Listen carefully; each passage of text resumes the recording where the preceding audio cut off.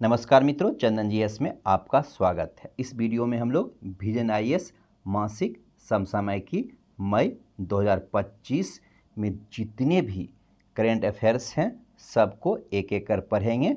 परंतु यह हमारा जो अप्रोच है वह 71वीं बीपीएससी के लिए है, ना कि यूपीएससी के लिए है। बात करने का समय नहीं है। आप लोग समझ लीजिए कि आईएएस की यह जो मैगजीन है उसके कुछ अंश बीपीएससी के लिए भी काफ़ी इम्पोर्टेंट है। 17वीं बीपीएससी के लिए मैंने विजन आईएएस का पीडीएफ उपलब्ध करवाया था, जो कि टेलीग्राम पे मैंने शेयर कर दिया है, आप देख सकते हैं। और 17वीं बीपीएससी का आपके पास करंट अफेयर्स का क्वेश्चन बैंक है तो आप मिला सकते हैं। बहुत सारे क्वेश्चन वहाँ से मिले हैं। पिछली बार भी मैंने और इस बार भी मैंने एक व्हाट्सएप ग्रुप बनाया है जहाँ पे आपको 71वीं के लिए करंट अफेयर्स काफ़ी सस्ते दामों में मिलेंगे। इस बार मैं विजन आईएएस नहीं लिख रहा था, परंतु पिछले बार बहुत सारे छात्र विजन आईएएस पढ़े थे और पढ़ करके पीटी परीक्षा में सफल हुए थे। उन्होंने मेंस लिखा था। उन्होंने हमसे अनुरोध किया कि सर इस बार भी आप विजन आईएएस लिखिए, इसका कंटेंट काफ़ी अच्छा होता है। तो मैंने काफ़ी हिम्मत जुटाई और विजन आईएएस जो है लिखना चालू किया है। इस बार मैंने विजन आईएएस शुरू किया है मई 2025 से, क्योंकि विजन आईएएस ऐप पे लेटेस्ट मई 2025 ही अपलोड है। विजन आईएएस मई 2025 में आपको जो है सारा का सारा मई का ही करंट अफेयर्स रहता है। जो लोग प्रतियोगिता दर्पण पढ़ते हैं वे लोग प्रतियोगिता दर्पण जुलाई और विजन आईएएस मई 2025 दोनों को मिला करके पढ़ेंगे, क्योंकि प्रतियोगिता दर्पण जुलाई में मई के करंट अफेयर्स होते हैं और विजन आईएएस जो है इसमें मई के करंट अफेयर्स रहेंगे। दोनों का जो कंटेंट है उसमें 30 से 40% क्या है, समानता है। तो इस तरह से आपका समय बचेगा। और यह मैं उनके लिए कह रहा हूँ जो कि प्रतियोगिता दर्पण भी नियमित रूप से पढ़ते हैं और विजन आईएएस भी पढ़ने वाले हैं। तो पिछली बार मैंने क्या किया था, अक्टूबर से लिखना चालू किया था, लेकिन इस बार मेरा लिखने का मन नहीं था तो मैंने मई से चालू किया है। मई, अप्रैल, मार्च इस तरह से लिखा जाएगा और यदि जून आता है तो जून को पहले लिखा जाएगा। तो आपको विजन आईएएस कब से कब तक पढ़ना है? विजन आईएएस आपको अक्टूबर से लेकर के 15 अगस्त तक जो भी आ जाए उसे पढ़ना है, क्योंकि 15 अगस्त के बाद 13 सितंबर को एग्ज़ाम होगा, लगभग 30 दिनों के बाद। तो इन 30 दिनों में क्या है, हमें सिर्फ रिवीजन करना है, कोई भी न्यू फैक्ट नहीं पढ़ना है। ठीक है। तो 15 अगस्त तक जो भी विजन आईएएस अपलोड होगा उसके वीडियो में चंदन जीएस चैनल पे अपलोड कर दूंगा और उसके पीडीएफ व्हाट्सएप ग्रुप में जाएंगे और अलग से भी आप vision IAS hand retain note खरीद सकते हैं। यहाँ पे व्हाट्सएप नंबर शो कर रहा है, इसी पे आपको मैसेज करना है। तो आइए शुरू करते हैं। तो देखिए, सबसे जो पहली बात है वह है राजव्यवस्था एवं शासन का सेक्शन और पॉलिटी एंड गवर्नेंस, इसे अंग्रेजी में कहा जाता है। तो जो सबसे पहला जो है वह है जातिगत जनगणना। जातिगत जनगणना काफ़ी महत्वपूर्ण है। पीटी के साथ साथ मेंस के लिए भी यहाँ से क्वेश्चन बनेगा। संविधान के अनुच्छेद 246 के तहत जनगणना संघ सूची का विषय है। जातिगत जनगणना 7वीं अनुसूची के तहत संघ सूची की प्रविष्टि 69 में शामिल है। तो जनगणना जो है वह संघ सूची में है और इसे 7वीं अनुसूची में शामिल किया गया है।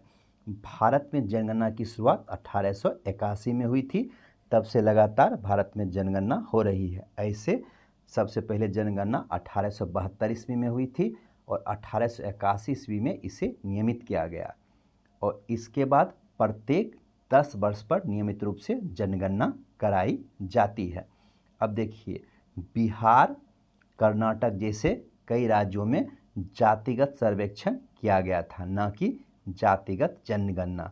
तो आप क्लियर हो जाएं, बिहार में जो पिछले वर्षों के दौरान सर्वेक्षण हुआ था वह जातिगत सर्वेक्षण हुआ था, ना कि जातिगत जनगणना हुई थी।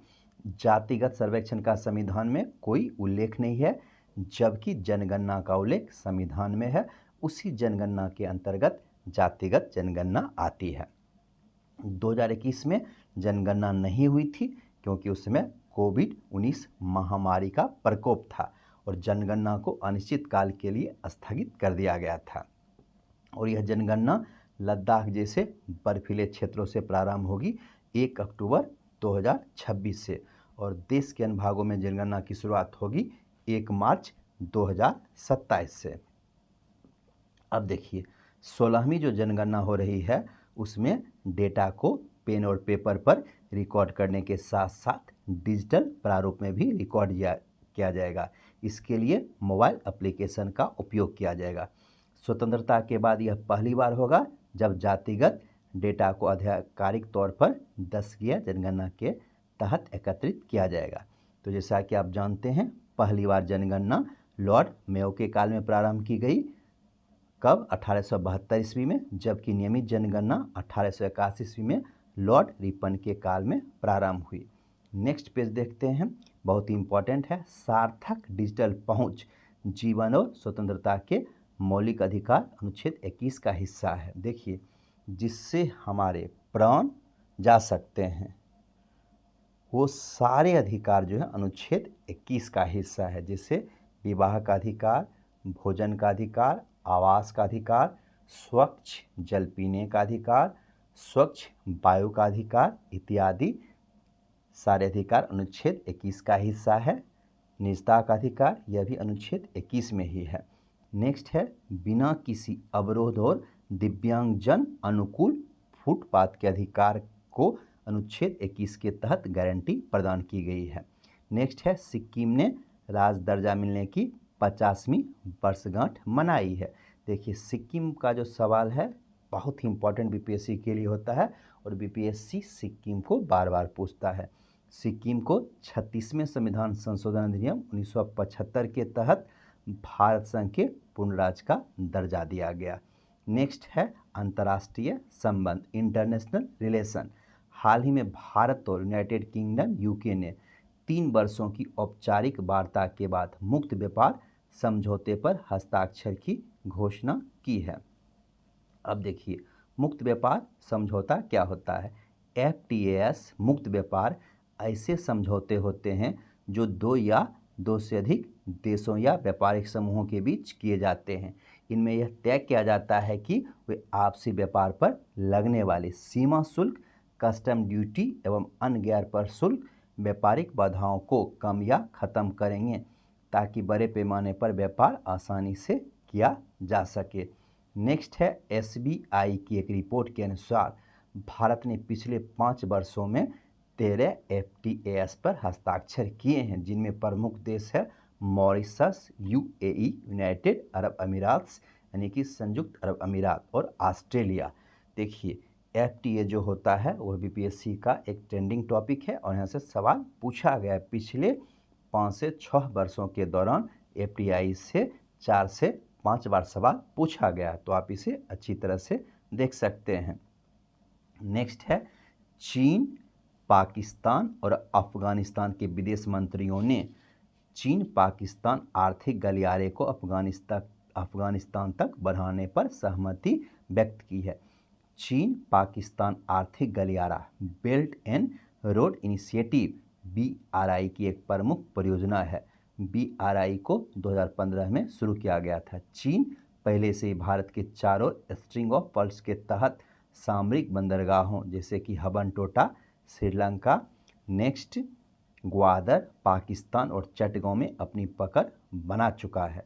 अब CPC के अफगानिस्तान तक विस्तार से चीन भारत के पश्चिमी मोर्चे पर अधिक रणनीतिक बढ़त हासिल कर सकेगा। देखिए ये हो गया आपको भारत, और भारत के पश्चिम में अफगानिस्तान है और यहाँ पे अफगानिस्तान है। अफगानिस्तान जो है उसकी कुछ सीमा जो है लद्दाख में सटती है। अफगानिस्तान के बाद कौन है? अफगानिस्तान के बाद ईरान है, ईरान के बाद सीरिया है। तो ये क्षेत्र जो है बहुत ही महत्वपूर्ण है सामरिक स्थिति के लिए, और चीन ने क्या किया है यहाँ पे अपनी बढ़त हासिल कर ली है। नेक्स्ट है पहलगाम में हुए आतंकवादी हमले के बाद भारत ने पाकिस्तान में आतंकवाद विरोधी कार्रवाई की थी। इन कार्रवाइयों को तुर्की ने आलोचना की थी। इसके कारण भारत तुर्की संबंध में कड़वाहट आ गई, और एक विश्वविद्यालय है जामिया मालिया विश्वविद्यालय जो कि नई दिल्ली में है, उसके साथ जो है तुर्की का कुछ जो है गठबंधन है, MOU साइन है, उसे भारत सरकार ने रद्द कर दिया। आप इसे भी याद रखिए। नेक्स्ट है अंतर्राष्ट्रीय मुद्रा कोष द्वारा पाकिस्तान को $1 बिलियन ऋण दिया गया है। अंतर्राष्ट्रीय मुद्रा कोष में फिलहाल 191 देश क्या हैं, सदस्य हैं, और भारत भी इसका एक सक्रिय सदस्य है। नेक्स्ट है जर्मनी के बर्लिन शहर में UN पीस कीपिंग यानी संयुक्त राष्ट्र शांति स्थापना की मंत्री स्तरीय बैठक 2025 में संपन्न हुई। नेक्स्ट है Algeria new development bank NDB का 9वां सदस्य बना। नेक्स्ट है भारत ने 2025-26 के लिए औपचारिक रूप से एशियन प्रोडक्टिविटी ऑर्गेनाइजेशन APO की अध्यक्षता ग्रहण की। नेक्स्ट है अर्थव्यवस्था। भारत के प्रधानमंत्री ने पूर्वोत्तर क्षेत्र विकास मंत्रालय द्वारा आयोजित राइजिंग नॉर्थ ईस्ट समिट 2025 का उद्घाटन किया, और ये समिट कहाँ पे हुआ, यह समिट न्यू दिल्ली में हुआ। नेक्स्ट है हाल ही में भारत के प्रधानमंत्री ने केरल में जिंजम अंतर्राष्ट्रीय ट्रांसशिपमेंट डीपवाटर बहुउद्देशीय समुद्री व्यापार का उद्घाटन किया। नेक्स्ट है अंतर्राष्ट्रीय मुद्रा कोष की हालिया वर्ल्ड इकोनॉमिक आउटलुक रिपोर्ट के अनुसार भारत जापान को पीछे छोड़ते हुए दुनिया की चौथी सबसे बड़ी अर्थव्यवस्था बन गया है। भारत की जो अर्थव्यवस्था है 4.187 ट्रिलियन डॉलर की हो गई है। प्रथम USA है, दूसरा चीन है और तीसरा जर्मनी है, और कुछ दिनों के बाद ऐसा लग रहा है कि भारत जर्मनी को भी दाब देगा। अब नेक्स्ट है भारतीय रिजर्व बैंक के अनुसार भारत का कुल निर्यात वस्तु प्लस सेवाएं 2024-25 में 824.9 बिलियन डॉलर तक पहुंच गया है। नेक्स्ट है भारत ने विश्व बैंक भूमि सम्मेलन में कंट्री चैंपियन की भूमिका धारी की। नेक्स्ट है waves world audio visual entertainment summit 2025 का उद्घाटन मुंबई में किया गया। नेक्स्ट है केंद्रीय सूचना और प्रसारण मंत्रालय फिक्की एवं CII के सहयोग से मुंबई में Indian institute of creative technology की स्थापना करेगी। नेक्स्ट है सुरक्षा का सेक्शन। हरियाणा की एक यूट्यूब ब्लॉगर इन्फ्लुएंसर ने जासूसी के आरोप में गिरफ्तार किया गया। नेक्स्ट है काफ़ी इंपॉर्टेंट है, हाल ही में रक्षा मंत्री ने उत्तर प्रदेश के लखनऊ में ब्रह्मोस एरोस्पेस परीक्षण सुविधा का उद्घाटन किया। ब्रह्मोस एरोस्पेस परीक्षण सुविधा का उद्घाटन कहाँ किया गया, लखनऊ में। नेक्स्ट है अमेरिकी राष्ट्रपति ने गोल्डन डोम नामक एक महत्वाकांक्षी मेडिकल मिसाइल डिफेंस सिस्टम का अनावरण किया। गोल्डन डोम जमीन और अंतरिक्ष में संचालित होने वाला मिसाइल डिफेंस सिस्टम है, मतलब अब यह है कि अंतरिक्ष में भी युद्ध हो सकेगा। नेक्स्ट है भारत ने स्वदेश रूप से विकसित एंटी ड्रोन सिस्टम भर्गास्त्र का सफलतापूर्वक परीक्षण किया है। तो भर्गास्त्र जो है वह काफ़ी इम्पोर्टेंट है, एंटी ड्रोन सिस्टम है। नेक्स्ट है भारतीय नौसेना एवं रक्षा अनुसंधान एवं विकास संगठन DRDO ने स्वदेशी रूप से विकसित multi influence ground mine MGM का सफल परीक्षण किया है। नेक्स्ट है ऑपरेशन हॉक। CBI ने ऑपरेशन हॉक शुरू किया, जिसका उद्देश्य बच्चों के ऑनलाइन यौन शोषण से जुड़े वैश्विक साइबर अपराध नेटवर्क के खिलाफ कार्रवाई करना है। नेक्स्ट है भारतीय थल सेना को शत्रुओं के ड्रोन, हेलीकॉप्टर और जेट विमानों से निपटने के लिए नया रूसी ईगला S मिसाइल सिस्टम प्राप्त हुआ है। नेक्स्ट है हाल ही में अमेरिका ने भारत को हॉकाई 360 तकनीकी उपकरण की बिक्री को मंजूरी दी है, तथा भारत अपनी निगरानी क्षमता को इससे बढ़ा सकेगा। यह उन जहाज़ों का भी पता लगा सकता है जो विवादित हैं या संवेदनशील क्षेत्रों में ट्रैकिंग से बचने के लिए अपने ऑटोमेटिक आइडेंटिफिकेशन सिस्टम को बंद कर देते हैं। अगला है सुर्खियों में रहे युद्धाभ्यास। IMDX एशिया 2025 यह एशिया का अग्रणी नौसेना और समुद्री रक्षा कार्यक्रम है। इसे किसके द्वारा आयोजित किया गया, तो सिंगापुर गणराज्य के द्वारा। इसमें भारतीय नौसेना का पोत INS किल्टन ने भाग लिया। नेक्स्ट है नोमैडिक एलिफेंट युद्धाभ्यास। भारत मंगोलिया के मध्य संयुक्त युद्धाभ्यास नोमैडिक एलिफेंट का 17वां संस्करण मंगोलिया के उलानबटोर में आयोजित किया जाएगा। नेक्स्ट है पर्यावरण इन्वायरमेंट। बेंगलुरु में थोड़े समय की भारी प्री मानसून वर्षा के कारण भीषण बाढ़ आ गई। नेक्स्ट है राष्ट्रीय ध्रुवीय एवं समुद्री अनुसंधान केंद्र गोवा स्थापना की 25वीं वर्षगांठ मनाई गई। इसका मुख्यालय कहाँ पे है, गोवा में स्थित है। नेक्स्ट है भारत में शेरों की 16वीं गणना 2025 के अनुसार एशियाई शेरों की आबादी 5 वर्षों में कितनी हो गई है, 891 हो गई है, और शेर कहाँ पाए जाते हैं? गुजरात के गिर में। ठीक है। नेक्स्ट है हिमाचल प्रदेश सरकार ने स्पीति घाटी में तसराप चूक कंजर्वेशन रिजर्व अधिसूचित किया है। नेक्स्ट है दुनिया का पहला वाणिज्यिक स्तर का ई मेथनॉल संयंत्र डेनमार्क में शुरू हुआ है। काफ़ी इंपॉर्टेंट ये है। नेक्स्ट है सामाजिक मुद्दे सोशल इशू। हाल ही में संयुक्त राष्ट्र विकास कार्यक्रम यूएनडीपी ने मानव विकास रिपोर्ट 2025 जारी की है। ये काफ़ी इंपॉर्टेंट है और बीपीएससी यहाँ से सवाल पूछता है। यूएनडीपी की जो रैंकिंग है वहाँ से सवाल पूछता है। यूएनडीपी का जो सूचकांक है वहाँ से सवाल पूछता है और यूएनडीपी में जो इंडेक्स यूज किए जाते हैं वहाँ से भी सवाल पूछा जाता है। ठीक है। अब देखिए यहाँ पे मैंने स्टार क्यों लगाया है, क्योंकि ये 2023 भी कहीं लिखा है, 2025 भी लिखा है, तो 2023 तक जो डेटा है इसमें शामिल किया गया है और यह रिपोर्ट 2025 में जारी की गई है, इसलिए इसे 2025 यहाँ पे दिया गया है, इसलिए कंफ्यूज नहीं होना है। 2023 पूछे या 2025 पूछे, दोनों का आंसर सेम होगा। ठीक है। भारत का रैंक जो है कितना हो गया है? 130 हो गया है। कितने में? 193 देशों में। और देखिए भारत का स्कोर है, भारत का स्कोर कितना है? 0.685 और भारत जो है मध्यम मानव विकास श्रेणी में शामिल हो गया है। नेक्स्ट है भारत उच्च मानव विकास सीमा कितना हो गया है? HDI 0.700 के करीब पहुंच गया है। शीर्ष 3 रैंक वाले देश हैं आइसलैंड, नॉर्वे और स्विट्जरलैंड। इस रिपोर्ट के अनुसार भारत की 16.4% आबादी बहुआयामी निर्धनता से ग्रस्त है तथा 4.2 आबादी चरम बहुआयामी गरीबी में जीवन यापन कर रही है। लैंगिक असमानता सूचकांक में भारत कितने स्थान पे है? 102वें स्थान पे है। दोनों रिपोर्ट किसका है? यूएनडीपी का ही है। ठीक है। तो आप देखिए याद रखिएगा, स्कोर याद रखिएगा, रैंक याद रखिएगा, विकास सीमा HDI याद रखिएगा। ठीक है।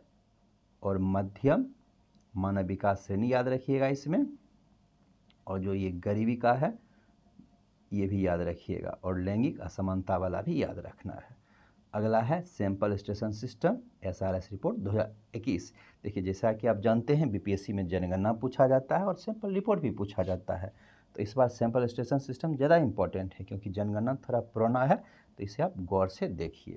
बीपीएससी ऐसे सवाल पूछता है, आप क्वेश्चन बैंक में जा कर के देख सकते हैं। हाल ही में भारत के रजिस्ट्रार जनरल RGI ने sample registration system SRS report 2021 जारी की। इसमें भारत और बड़े राज्यों केंद्र शासित प्रदेशों के लिए प्रजनन एवं मृत्यु दर संकेतकों पर डेटा शामिल है। क्रूड बर्थ रेट जिसे कहते हैं CBR में 11% की गिरावट दर्ज की गई है। 2011 में कितना था? 21.8, जो 2021 में घटकर 19.3 रह गई। तो आपको सिर्फ ये याद रखना है, CBR 2021 में कितना हो गया? 19.3। नेक्स्ट है मातृ मृत्यु अनुपात, मैटरनल मोर्टेलिटी रेशियो MMR। मातृ मृत्यु अनुपात किसी निर्धारित अवधि में कितने जन्म पे? इकाई दहाई सैकड़ा हजार दशा 1 लाख, 1 लाख जीवित जन्मों पर होने वाली माताओं की मृत्यु की संख्या है। 2019-21 में घटकर मातृ मृत्यु अनुपात में 37 अंकों की कमी है। अगला है नवजात मृत्यु दर NMR, प्रति 1000 जीवित जन्मों पर जन्म से लेकर 29 दिनों तक के नवजात शिशुओं की मृत्यु की संख्या को बताता है। यह 2021 में घटकर प्रति 1000 जीवित जन्मों पर कितनी हो गई है? 19 हो गई है। सबसे कम कहाँ पे है नवजात मृत्यु दर? केरल में है। और सबसे कम ये क्या हो गया? शिशु मृत्यु दर, वो भी केरल में है। और सबसे अधिक कहाँ पे है? तो ये आपको पता लगाना है। यदि आप जानते होंगे तो इसका आंसर आप क्या कहते हैं लिख सकते हैं, आपको नीचे मिल जाएगा। सबसे कम कहाँ है? उत्तराखंड में। जन्म के समय लिंगानुपात 2019-21 में बढ़कर कितना हो गया? 913 हो गया। और सबसे ज़्यादा कहाँ पे है? केरल में है। और सबसे कम कहाँ पे है? उत्तराखंड में है। अगला है कुल प्रजनन दर TFR। यह एक महिला द्वारा उसके जन्म काल के दौरान जन्म देने वाले बच्चों की औसत संख्या होती है। कुल प्रजनन दर TFR कितना है? राष्ट्रीय औसत 2.0। तो सबसे ज़्यादा बिहार में कितना है? 3.0। तो तो बिहार में क्या है, बहुत ज़्यादा प्रजनन दर है। तो सबसे कम कहाँ है, दिल्ली और पश्चिम बंगाल में 1.4%। जन्म के समय जीवन प्रत्याशा 2017-21 की अवधि के लिए 69.8 वर्ष थी, लेकिन अब क्या है, थोड़ा सा घट गया है। पुरुषों के लिए 68.2, महिलाओं के लिए 71.6 हो गया। नेक्स्ट है, हाल ही में ओडिशा सरकार ने शहरी गरीबों के लिए योजना सहयोग शुरू की है।